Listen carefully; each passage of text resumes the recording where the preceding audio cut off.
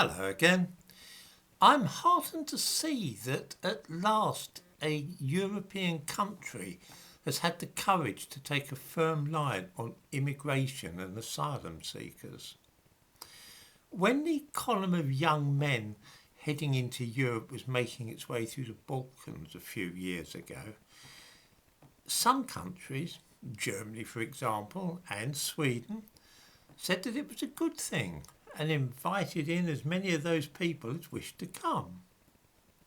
Others, like Hungary, put up fences and said, some might think with a certain amount of justice, that the flood of rootless, mainly Muslim foreigners was a threat to their way of life. Scandinavian countries were in general welcoming at first.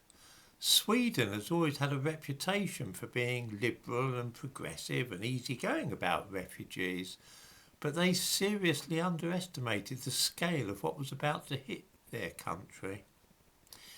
After a few months they backpedalled and imposed border controls, but by then it was too late.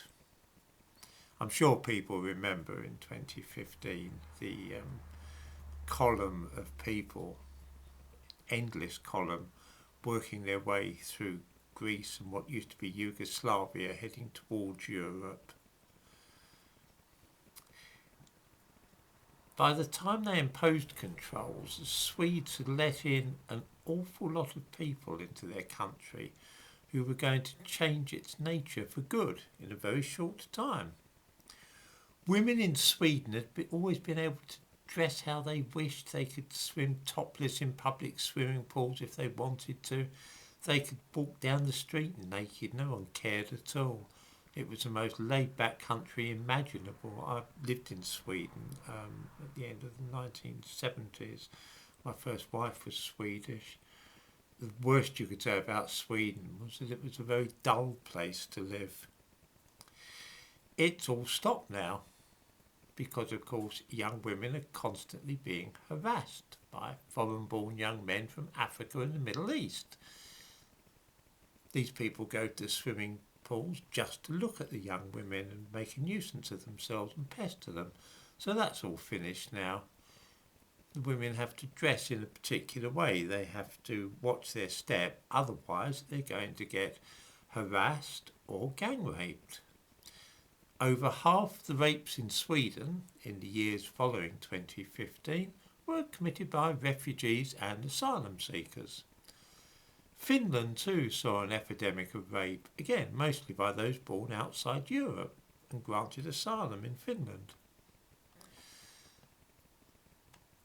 Sweden at one time was so very dull and peaceful that people there were more law-abiding than the Germans. There was no rioting or anything of that sort. Nothing like no rioting or disorder had been seen since the end of the Second World War. Last year, of course, there was rioting and arson, coupled with attacks on police officers by young men screaming Allahu Akbar. It's getting like London over in Malmo these days. Yesterday, Sweden had an instance of another of those quaint customs which we in Britain have become used to, that of a crazed asylum seeker running around in a frenzy stabbing strangers.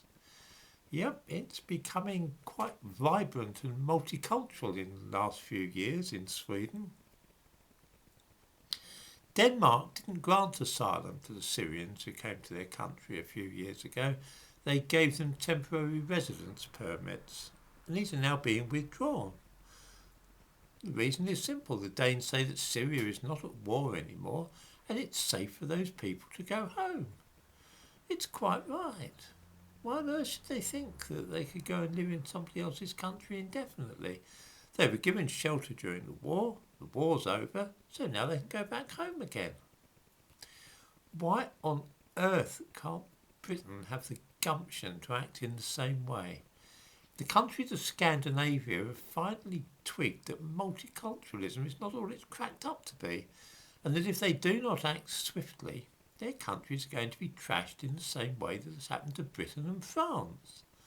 I wonder if any politicians in Britain will have the courage to take similar action to that being taken by Denmark.